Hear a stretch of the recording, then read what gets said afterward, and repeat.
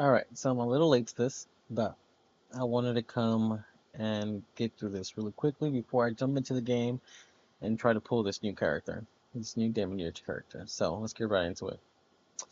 Um, the action anime, Outerplane, Hello Masters, the Ace.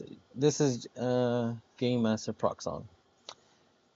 Let's take a look at what we have in store for you for this week's update. Players will be able to experience this update in-game following the maintenance. Please so well.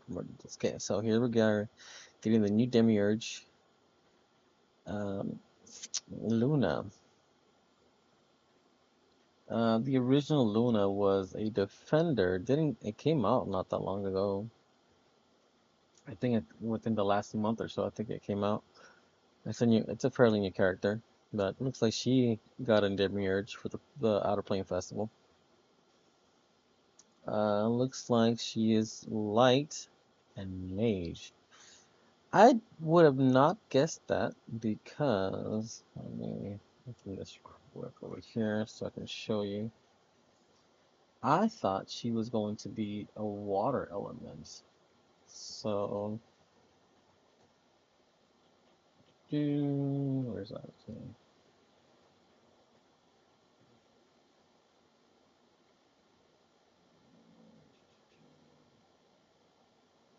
Okay, so something I've noticed before is that if you look at the color of the question mark or the color of the gems, this outer color, it will usually tell you what the character is. And like it's been that way since the game started. I literally thought she was going to be water, either a water ranger or water mage. But looks like she's light like all the rest of them. Well, between light and dark, but I would have guessed she was water. So the fact that she is light, that took me by surprise. I won't say that. But let's look at her skills. So her skill one, Heaven's Fall. Uh, hmm. White Knight attacks an enemy and increases the priority of the caster by 20%. Eternal Knight attacks an enemy and increases the caster's attack by 1 turn. This is the same skill, but it looks like it's doing different things. Either skill 2 or skill 3 might talk about it going into like different variations of the attack. Maybe that's why we have two different things here. But uh, I don't. Hmm. The before and after skill increase 5, there's really no difference. Increases by about 20%. Attacks and increases the caster by 1 turn. Now that's exactly the same. Damage, more weakness, gauge damage, damage. So the attack, the skill is exactly the same. You just do more damage. Interesting. Let's see. Burst. Look at the burst for skill 1. If it's in a White Knight, it's 1 plus 1 attack turn after attacking. The Eternal Knight, 20 plus priority after attacking. So basically, the skills of each one basically go backwards, and you get both, no matter if you're White Knight or Eternal Knight. Comment, common. I'm guessing this goes for both. Increases damage, plus 2 accuracy turns before attacking. Enhanced attack, increases damage. After attack, immortality for 1 turn. Interesting, okay. Abraxas. No, okay, oh, the top one is different. The bottom one looks like it's the same. Alright, well, um, changes the current state of the White Knight, Eternal Knight, see, here we go, and gains an additional turn. Increases the duration of buffs granted by the caster by 1 turn. Each form grants a unique lasting effect. After using this skill, recovers 15 chain points. Okay, damn, okay. I mean, pair that with any of the special gear where she's getting at least another like 9 or 10 chain points. That's like, bro, That's even crazy, like 24, 25 chain points every time she uses a turn. And I mean, that's basically 50 because she gets an additional turn too. No, well, sorry, no, because it'll be like 25 for that. And an additional turn, she won't be using this again, but she'll probably gain like 9 or 10 off her next attack anyway. So I mean, I mean 35 chain points basically from her alone. Reduces the final damage taken by 75%. Only the highest value of final damage reduction is reduced. Irremovable. Interesting. Eternal Night. The fewer allies that are excluding yourself, the greater the damage you deal. Up to 150% cannot be removed. When you say irremovable, why say cannot be removed again instead of just saying irremovable? I feel like that's the point of saying irremovable. But 2 skill cooldowns, extra 1 turn caster buff duration, action points, plus 15 gem points. Yep, okay. And then skill 3, the Moonlight Opening the Dawn. Looks like it's exactly the same. Yeah, you just gain more damage. Okay. I guess the skill is just that great, or as it is. Attacks an enemy for White Knight. The skill ignores 30% of the target's defense and increases damage dealt. When attacking with an advantageous element, grants invulnerability for 1 turn. So immortality and invulnerability. That's interesting. I mean, that's pretty good. Not gonna lie there. Eternal Night attacks all enemies and reduces the skill cooldown of the caster for 1 turn for each target and increases the priority of the caster by 25%. Like I said, skill enhancements are just more damage the skill does. Chain passive, its companion after it recovers the casters in a skill. In the next skill, chain casters action points by 25%. Dual attack. After attacking an enemy, increase priority. Okay, so it's basically just our skill 1, which gets on dual attack. Chain and unique passive, bursto. Let's see. So we get a 6% ally team critical hit chance. I mean, for most players, you're already putting your team with 100% crit chance, or like pretty close. I mean personally, I try to hit like 95, 98, and then I usually call it from there.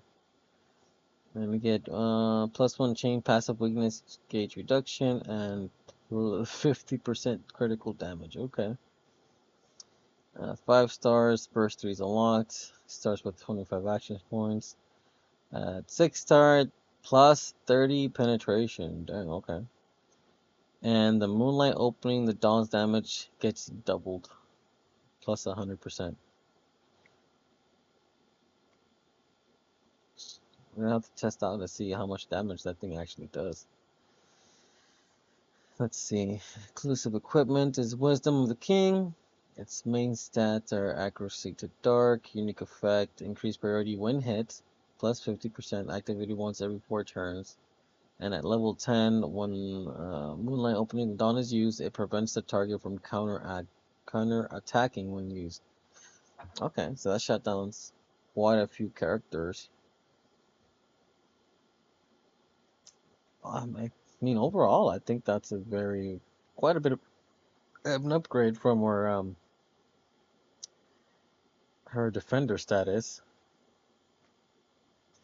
And then I already seen this, but I'm sure you guys don't want to see this here in this video. You can easily look that up, or look on the Facebook page for Outerplane, or even the Discord, which I think I need to join. I don't think I have. I'm not on the Discord for this game. But anyways, players can now recruit the Demiurge hero using recruit currency called the Demiurge, which we're getting a bunch for free. I think we're getting like 100 free. Is it 100? I forget. I'll have to double check.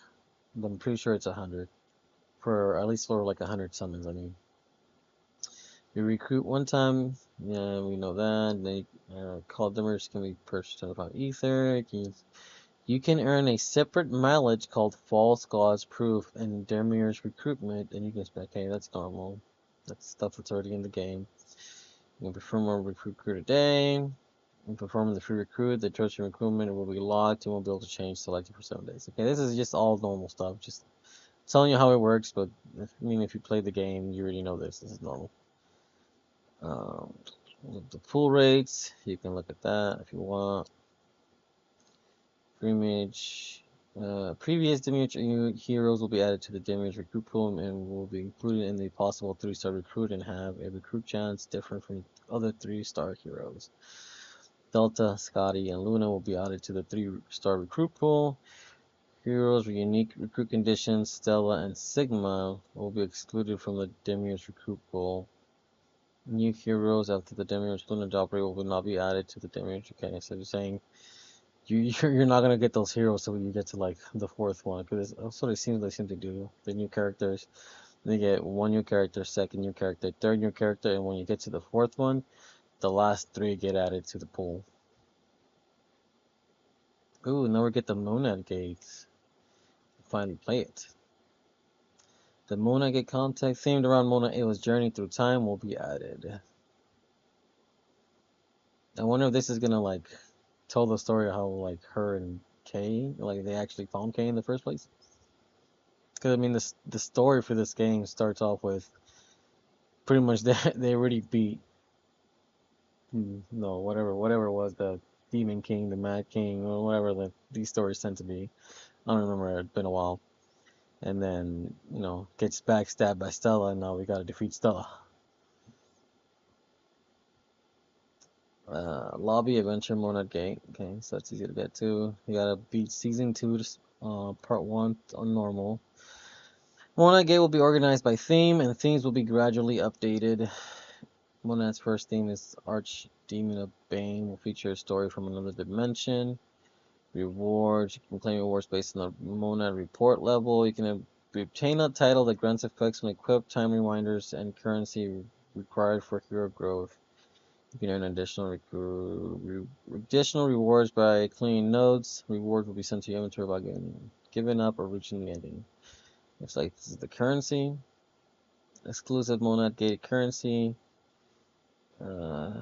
By clearing Monad Gate nodes to unlock contact and for useful enhancements and convenience features within gates. Weekly missions will be added alongside the new Monad Gate content. Of course, you have to use stamina to actually play it. We get the new dungeon featuring the new character. The event dungeon consists of one part, and the event shop will run for 3 weeks. Okay, sounds pretty normal. Gotta be Season 1 Area 3 to actually play it. How long we'll actually have it. How to use it to access the dungeon. Okay, I mean, that's all normal stuff. This is pretty much the same thing as always. What you win in the bike challenge. The new currency for the event shop. Mithril. Your bonus heroes will be Stella, Luna, and Demiurge Luna.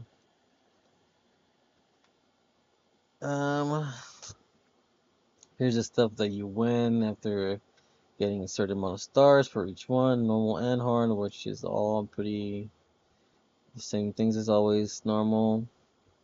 In the event shop, 5-star talisman, well, nobody cares.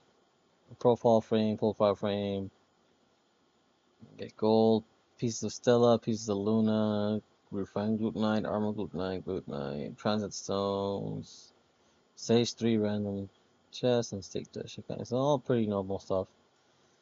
And of course, the pieces of Stella and pieces of Luna being the newest thing there, but they change with every dungeon, so that's always 2 or 3 characters. You can acquire daily check-in rewards. So on the first day, which is today, we'll get 200 mithrils. We'll get 1,000,000 gold, intermediate skill, and we'll go like, oh, and day 5 we get Call of the Demiurge. Then we're getting a new guild raid, a new joint challenge,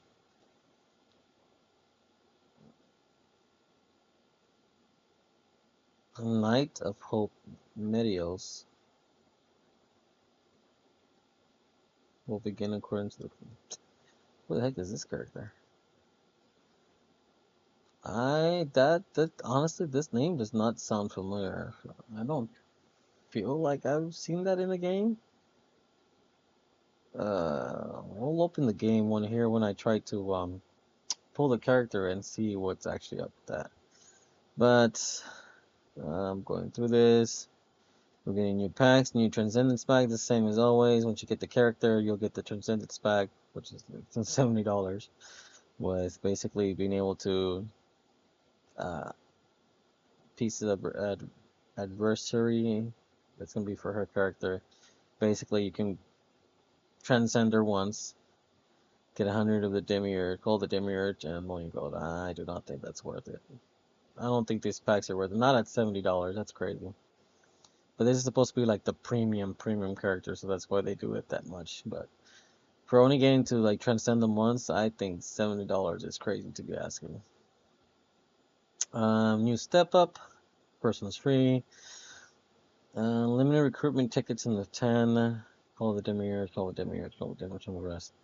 So you're looking at 40, 100, 120, 130. Looking like maybe $150 after tax, $160 give or take.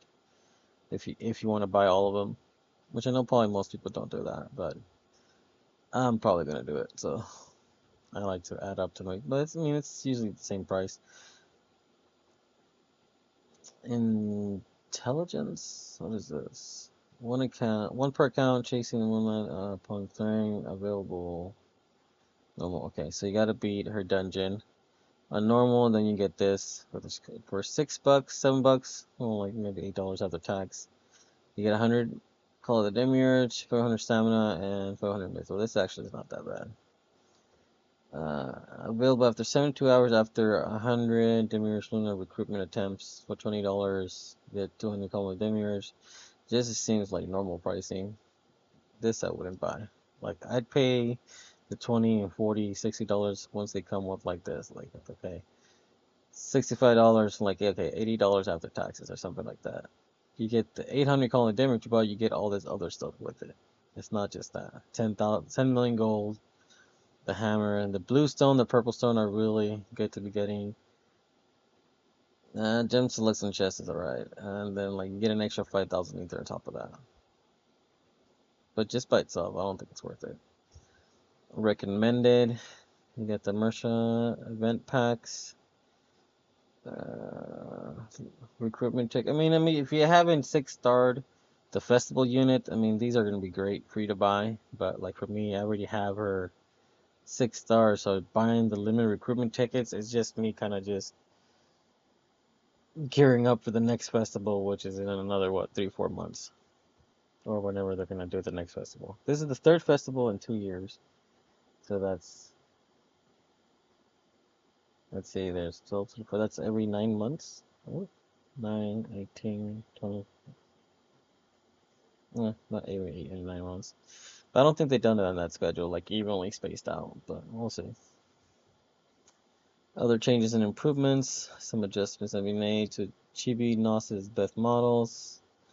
If you want to look through this, you can pause it and read that. Same thing with the arrow fixes. I'm not gonna go through that. This one was funny though. I wish they would have kept this. They fixed an issue where battle speed would double after the bingo animation. I figured out that's what was happening. It was so nice just going through some of the content just hella fast, especially when you're doing the Dude, why do I whenever I'm recording a video is when I forget what everything's called. The irregular infection. When I was trying to do the bosses for that, it was so nice. The battle speed being so freaking fast and just plowing through the bosses quickly.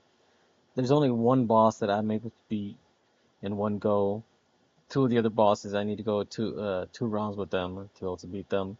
And then the irregular queen, I just have not figured out which characters are the best to use for her because I barely do any damage with her. So I probably need to like watch somebody else's video or look it up. Like what characters do I need? Because I'm missing something when it comes to that. But either way, this is gonna be the end of this video. In the next video, I'm gonna be trying to pull the character, and we'll be going off of some of the stuff that's in the game. So until then, deuces.